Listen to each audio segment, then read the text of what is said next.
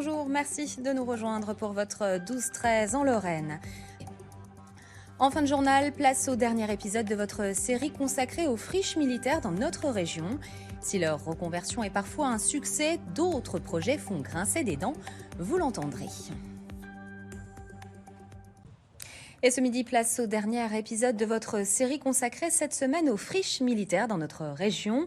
Que sont-elles devenues? À l'heure du bilan, si certaines reconversions sont réussies, d'autres en revanche font grincer des dents. Implantation d'Amazon à Metz-Frescati, destruction des anciennes casernes Miribel à Verdun, des projets qui sont loin de faire l'unanimité. Laurent Parisot, Philippe Drouot et Boris Kretschmar. Depuis près d'1 an et demi, les casernes Miribel font l'objet d'une véritable bataille à Verdun. Leur démantèlement annoncé a dans un premier temps fait réagir les défenseurs du patrimoine. Le projet implique une destruction totale d'un bâtiment cohérent, harmonieux, qui meuble bien le quartier, qui reflète le passé militaire de Verdun. Donc tout me choque dans cette destruction, d'autant que l'actuel bâtiment est en parfait état sanitaire et peut supporter plusieurs transformations. Depuis, l'affaire est devenue politique. Une association de défense a envoyé un courrier au président de la République. Elle dénonce la destruction de casernes ayant survécu à la bataille de 1916.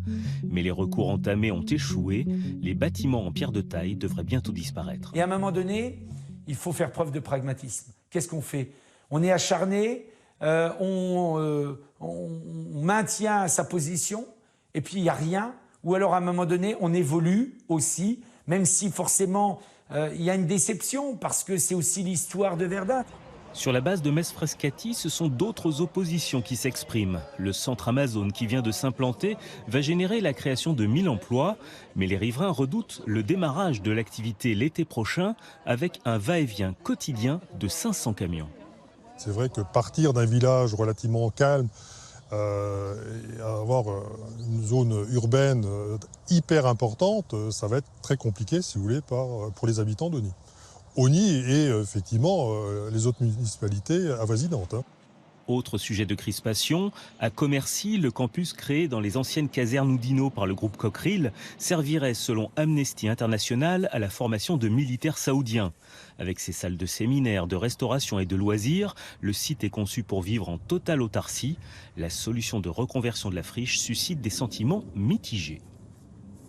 La première promesse, c'est effectivement un investissement de 20 millions d'euros sur place, avec a priori quand même la tentative de dire qu'on allait faire travailler les artisans locaux, sachant que du coup ça a été un peu compliqué sur ce volet-là. Et la deuxième, c'était une centaine d'emplois. Voilà, et donc aujourd'hui on peut se poser la question, mais clairement les sans emploi n'y sont pas.